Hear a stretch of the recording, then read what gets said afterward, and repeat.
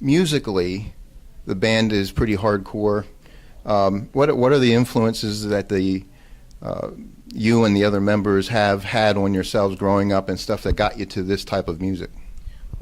We're all collectively, we all kind of grew up on different stuff, and I think that's what makes it awesome, is that we've learned so much from each other, whereas Marcos is a big, metalhead, and then I learned from him, from his experiences and all the bands he grew up. What was, he was into, metal and a lot of jazz stuff too, that I could, we draw from that. And Trey's was old school funk and R&B, and me, I was more of a reggae, hip hop, punk rock type of kid, and we all together collectively love different bands. We've all introduced each other to certain musics that we click and we enjoy.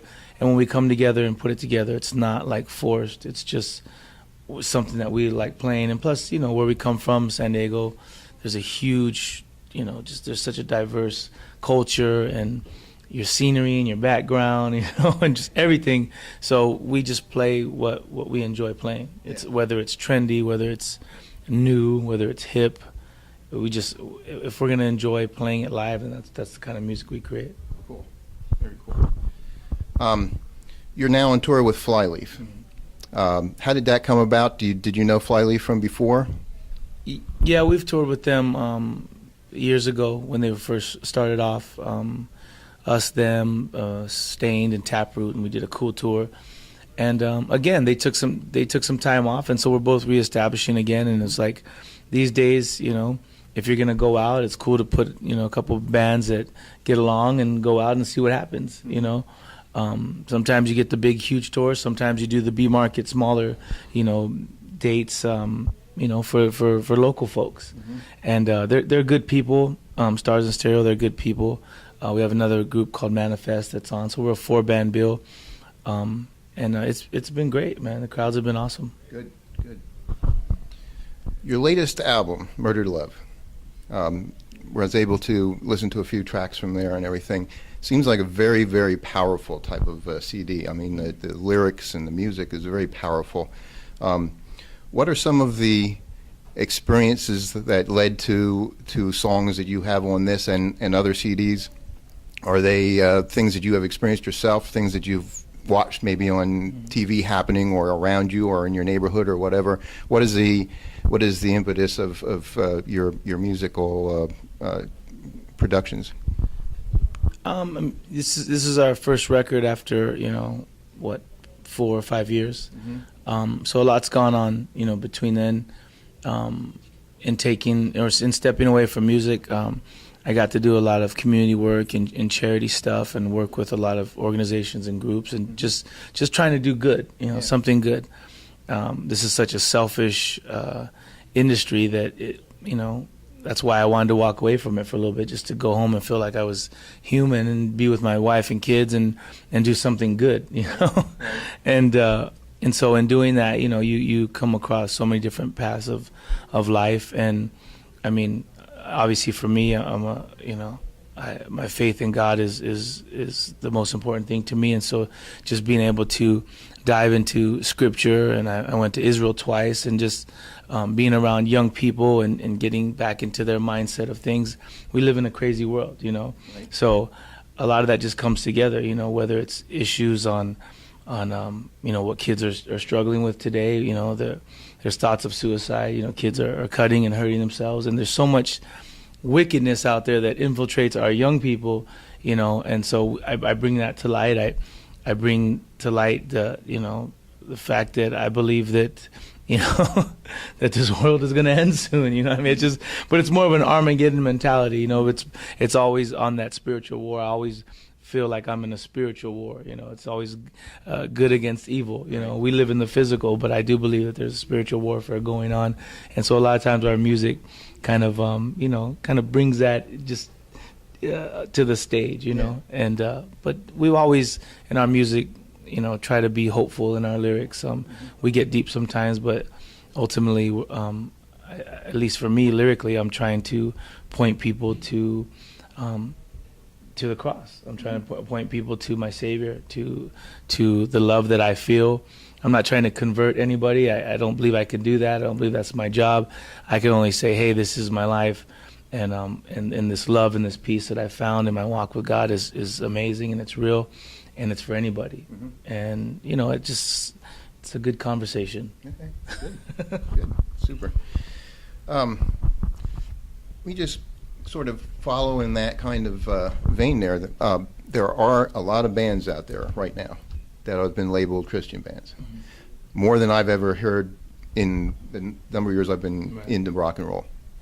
Do you feel as if some of the bands are just jumping on the bandwagon, or are they really, truly, in your eyes, Christian bands and trying to provide the right kind of message to the people? Well, I've always said this. I don't think anybody, if they're serious and they want to make it in the mainstream world and be known as a rock band, they're never going to label themselves as Christians because. First of all, I think it's a stereotype, and I think it's, you know, it's a negative thing. We've had to battle it forever. We never labeled ourselves a Christian group. We've been open about our Christian faith, but I think it was the world that said, hey, they're a Christian group. But it's almost like they're stereotyping, saying, hey, don't listen to them if you're not a Christian, which is a negative towards us. Exactly. It's like, and then I think, you know, once we went on to sell millions of records, and it's like, oh, wait a minute, maybe we should give these guys a listen. So it's not like there's, especially for this kind of music, when it's heavier and it's hard, there's not millions of records to be sold in the Christian market unless you're making worship, you know what I mean? Or contemporary, you know, Christian, conservative, strictly for Christian music, then there's a market, and people are in that. It's a business just like anything else. Right. For us, we've never said, hey, let's make Christian music. We make people music for everybody.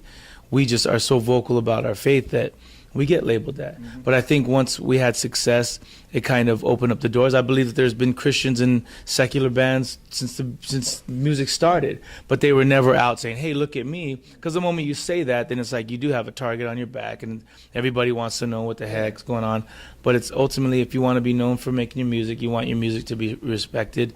And, you know, we've done that. So I don't think it's a bandwagon. I think the fact that, you know, we've sold records.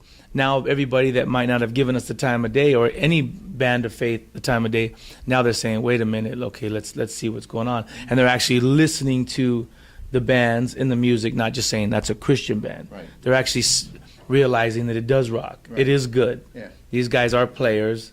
You know what I mean? They make great music. Maybe we should stop stereotyping them and put their music to the side and actually listen to them. And there's great bands. And again, I don't think they come out and say, hey, we're a Christian band. I think they're just known for their faith, and that's what they get labeled, you know. So it's always a battle, you know. Because then also you say, oh, so you must play only in churches, and you guys are perfect. And every stereotype that comes along with the institution of church is put on us, and we're just saying, hey, man, I love God. I'm just in a rock band, and I hope we can still be friends and listen and enjoy music together. Because the world, you know, they think that, you know, oh, you must be in a Christian band, and then you don't like what we do. Right. You know, and that's not the case. No. Okay, so we got to wrap this up soon. I just got told, so we have to get down to things. One of the things I wanted to ask you is, you know, you get pretty into your vocals when you're out on stage and everything. You get into screaming sometimes a little bit, and how do you take care of your voice to make sure that it's going to be good for the next time? It's tough, man, especially with, you know, interviews, and then we've been doing a lot of acoustic stuff, and then I'm getting older, you know, so again, it just comes with a lot of, you know, before I would never think of warming up.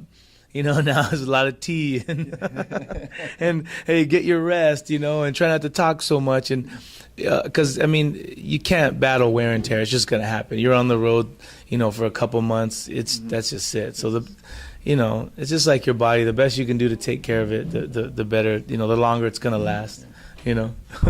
Okay, well, we'll wrap this up now so that Sonny can get back to what he needs to do. But we really appreciate you taking the time to sit down with Rokonnection. And if there's anything we can do for you, just make sure you give Jason or Justin a call over there, and or else email them or whatever. Hope you have a great show tonight. We're looking forward to seeing you guys up there on stage, and hopefully we'll see you again when you come around again. Appreciate you guys. Thank you so much.